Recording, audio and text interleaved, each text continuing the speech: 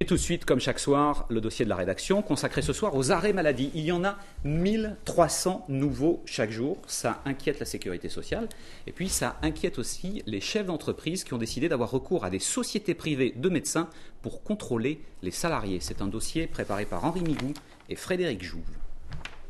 Ce médecin généraliste, qui a souhaité garder l'anonymat, n'est pas tout à fait comme les autres. Régulièrement, en plus de ses consultations traditionnelles, il contrôle des salariés en arrêt de travail. Il se rend donc à leur domicile entre 9h et 11h ou entre 14h et 16h.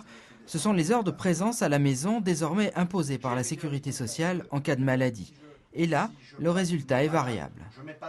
Rarissime la reprise immédiate, ça m'est arrivé une fois l'année dernière. Des fois, il y a des reprises anticipées. Par exemple, quelqu'un qui est en arrêt de travail du 5 au 31 janvier, si je le contrôle, mettons le 20 et que je vois que c'est bien, je laisse finir la semaine et je le fais commencer le lundi. Medical Partner, bien j'écoute.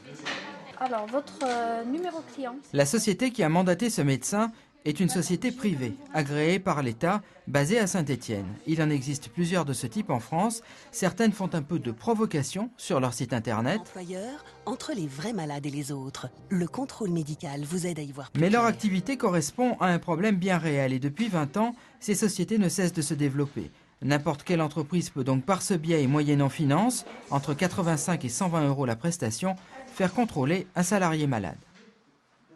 Il faut savoir qu'on a grosso modo une fraude sur 2 contrôles. On a, si je rentre un petit peu plus dans le détail, 30% d'absents, aux environs de 8% d'arrêts non justifiés, 6% d'adresses introuvables, des refus de contrôle. La Caisse primaire d'assurance maladie effectue elle aussi ses propres contrôles, mais à sa seule initiative et pas à la demande des entreprises. Car certains chiffres inquiètent la CPAM. Il y a dans les Alpes-Maritimes 1300 arrêts maladie par jour. Le coût est de 136 millions d'euros par an pour la CPAM au titre des indemnisations journalières. Mais attention, dit la Caisse, les arrêts maladie injustifiés ne sont pas le seul fait des salariés. Certains médecins ont aussi leur part de responsabilité. Avec cela, nous discutons de leur pratique pour voir comment il se fait qu'il y ait autant de prescriptions d'avis d'arrêt de travail. Et ce que nous observons, c'est qu'après ces entretiens d'alerte, que nous qualifions d'alerte, il y a environ 30 à 50% de réduction de prescriptions d'avis d'arrêt de travail.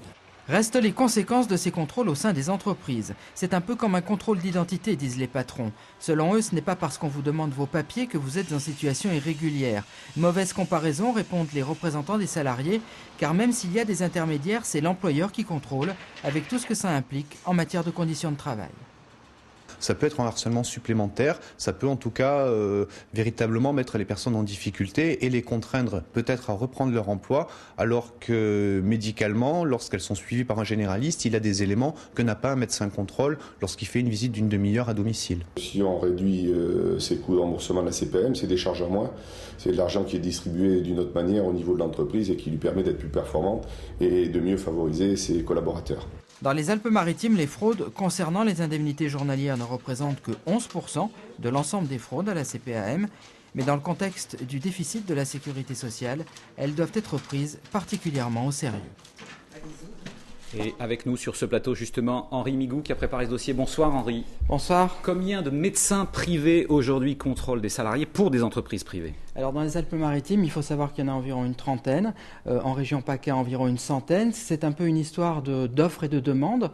La demande ayant augmenté, l'offre a augmenté. La demande, c'est la demande des entreprises qui soupçonnent ou qui constatent des arrêts de maladie injustifiés. Et donc, ils ne peuvent pas demander à la Sécu de faire des arrêts de maladie. Donc, ils se sont adressés de plus en plus à ces boîtes privées qui se sont développées. Alors, on voit que les médecins n'ont pas osé témoigner à visage découvert, ni les sociétés d'ailleurs. Ils ont un peu peur. Pourquoi ce tabou ?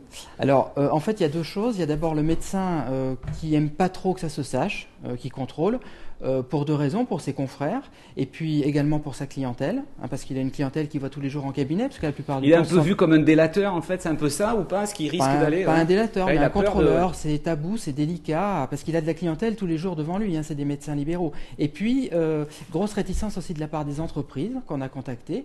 Elles reconnaissent qu'elles font bien ces contrôles, mais elles ne veulent pas témoigner devant une caméra, par peur d'une dégradation du climat social dans l'entreprise, par peur d'instaurer un climat de suspicion. Dans votre enquête, quel est l'exemple frappant de fraude dans le département des Alpes-Maritimes, sans donner l'identité, mais... Alors, le médecin qu'on a rencontré nous a donné un exemple. Bien sûr, on n'a pas d'identité. Il faut savoir que ça se passe généralement une fois par an. Alors, c'est un petit peu caricatural, mais c'est quelqu'un qui était arrêté pour une sciatique. Donc, il arrive chez la personne, il sonne, on lui ouvre, c'est sa femme. Et en fait, le mari, donc, qui était arrêté pour une sciatique, était dans une salle de musculation en train de faire du rameur. Alors, c'est un exemple, c'est un cas par an. Il ne faut pas du tout généraliser à partir de ça. Alors, justement, c'est là que je voulais en venir. C'est qu'avec des exemples comme ça peut plaire, hein, ça fait un peu flash, justement, ce style d'exemple. Cela dit, il y a beaucoup de gens qui sont malades, notamment à cause de l'entreprise. Il y a beaucoup de gens qui souffrent dans l'entreprise et qui sont vraiment malades à cause du boulot, j'allais dire, en plus. Oui. Est-ce que vous avez, j'allais dire, un classement des arrêts maladie par leur origine? Est-ce qu'on sait?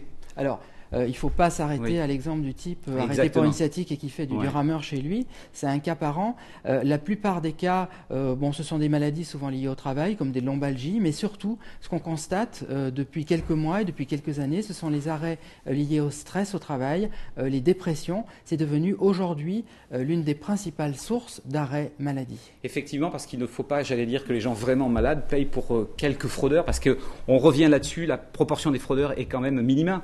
La proportion des fraudeurs est très faible, mais ça coûte beaucoup d'argent. Ça coûte beaucoup d'argent à la CPAM, ça coûte beaucoup d'argent aux entreprises qui payent donc une partie des indemnités journalières. Et donc ça coûte beaucoup d'argent finalement à la société. Merci Henri avec Frédéric Joux d'avoir préparé pour nous ce dossier. Ce soir, on reste dans le milieu de la santé avec un focus spécial santé ce soir sur France 3 Côte d'Azur. On s'intéresse maintenant à ce professeur en hôpital niçois qui a décidé de signer avec 400 autres professeurs en France une pétition pour demander à Nicolas Sarkozy de revoir sa réforme de l'hôpital.